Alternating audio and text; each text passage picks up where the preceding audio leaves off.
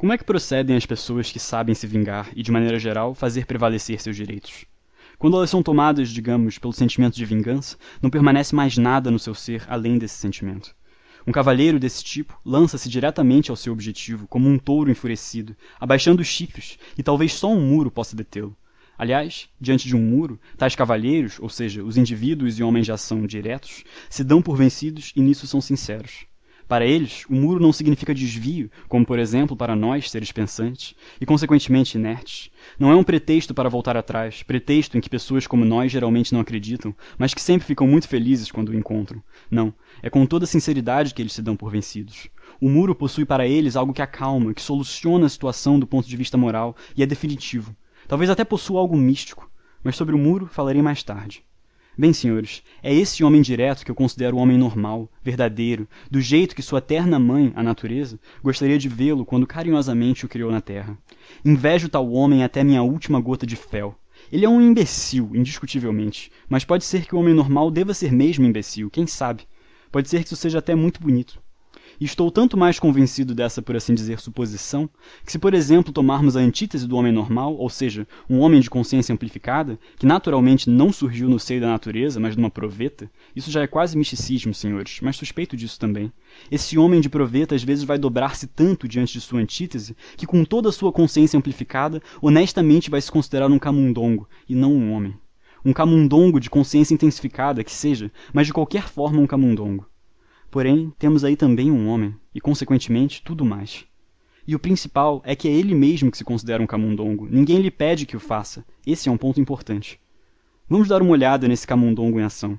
Suponhamos, por exemplo, que ele se sinta também ofendido, e quase sempre se sente, e que também deseje se vingar.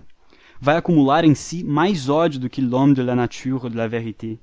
A vontadezinha repugnante, vil, de causar ao ofensor um mal equivalente à ofensa recebida, talvez fique corroendo dentro dele mais do que no homme de la nature de la vérité, porque este, com sua estupidez inata, acha que sua vingança é simplesmente justiça.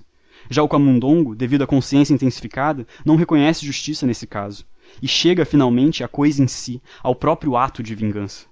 O infeliz camundongo, além da sujeira inicial, já conseguiu mergulhar em um monte de outras sujeiras na forma de perguntas e dúvidas. A uma única questão acrescentou tantas outras não respondidas que, independentemente da sua vontade, vai juntando-se ao seu redor uma gosma repugnante e fatal, uma lama fétida formada por suas dúvidas, preocupações e, finalmente, de cusparadas que ele recebe dos homens de ação, postados solenemente em torno dele na qualidade de juízes e ditadores, e que com suas possantes goelas riem dele às gargalhadas.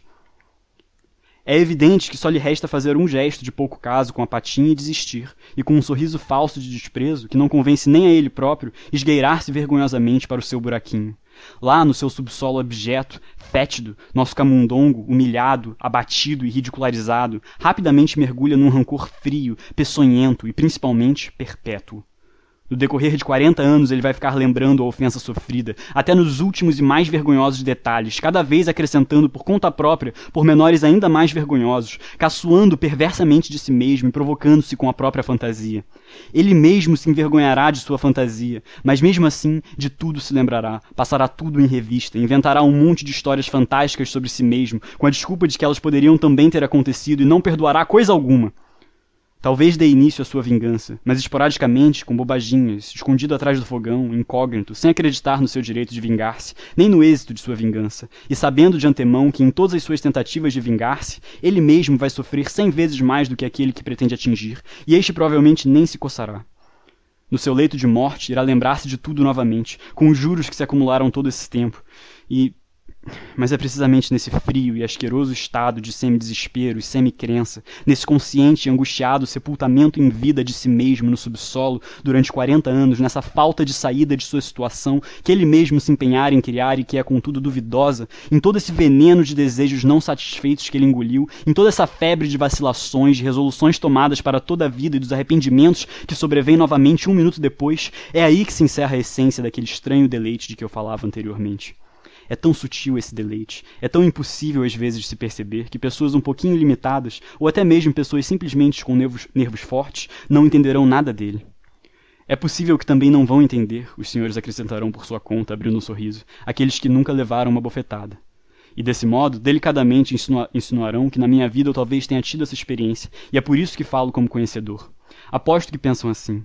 Mas tranquilizem-se, senhores. Não recebi bofetadas, embora me seja totalmente indiferente o que os senhores pensem sobre isso.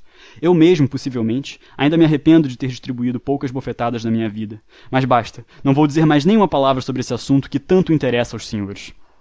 Vou prosseguir, falando calmamente das pessoas com nervos fortes que não compreendem a tal sutileza dos deleites. Esses senhores, em alguns casos, por exemplo, embora berrem como touros a plenos pulmões, embora admitamos isso até lhes traga imensa honra, o fato é que, como eu já disse, diante da impossibilidade, eles imediatamente ficam resignados. A impossibilidade é o mesmo que um muro de pedra? Mas que tipo de muro de pedra? Bem, evidentemente, são as leis da natureza, as conclusões das ciências naturais, a matemática. Se alguém lhe prova, por exemplo, que você descende do macaco, não adianta fazer caretas, aceite-o. Se lhe provam que, na realidade, uma gotinha de sua própria gordura deve ser-lhe mais cara do que 100.000 semelhantes seus, e que neste resultado serão resolvidos finalmente todos os assim chamados deveres e virtudes, bem como os demais delírios e preconceitos, aceite também, não há o que se possa fazer, pois 2 mais 2 são 4. Isso é matemática. Tente objetar. Perdão, senhores, hão de lhes gritar. É impossível rebelar-se. Trata-se de 2 e 2 são 4. A natureza não lhes pede licença, não se importa com seus desejos, nem se suas leis lhe agradam ou não.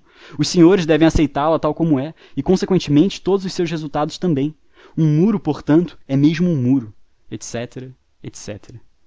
Oh, meu Deus, que tenho a ver com as leis da natureza e com a aritmética se essas leis e 2 são 4 por alguma razão não me agradam? Evidentemente, não quebrarei esse muro com a testa, se realmente não tiver forças para isso, mas nem assim vou resignar-me somente porque encontrei um muro e não tive forças para rompê-lo. Como se tal muro de pedra fosse de fato um alívio, e contivesse uma palavra que fosse para o mundo, unicamente por ele ser 2 mais 2 são 4. Oh, cúmulo do absurdo! Muito melhor é compreender tudo, perceber tudo, todas as impossibilidades e muros de pedra, não se resignar diante de nenhuma dessas impossibilidades e muros de pedra, se isso lhe repugna. Através das mais inevitáveis combinações lógicas, chegar às conclusões mais abomináveis sobre o eterno tema de que até desse muro de pedra você de certa forma é o próprio culpado, embora esteja perfeitamente claro e evidente que você não é culpado, e em consequência disso, rangendo os dentes impotente e calado, ficar paralisado numa inércia voluptuosa, vendo em seus devaneios que na realidade você nem tem alguém de quem possa ter raiva, que não se encontra o objeto e que talvez nunca seja encontrado, que aqui existe uma fraude, um embuste, uma trapaça, existe simplesmente algo intragável, não se sabe o que, não se sabe quem, mas que apesar de todas essas incógnitas e embustes é doloroso para você, e quanto mais desconhecido, mais doloroso é.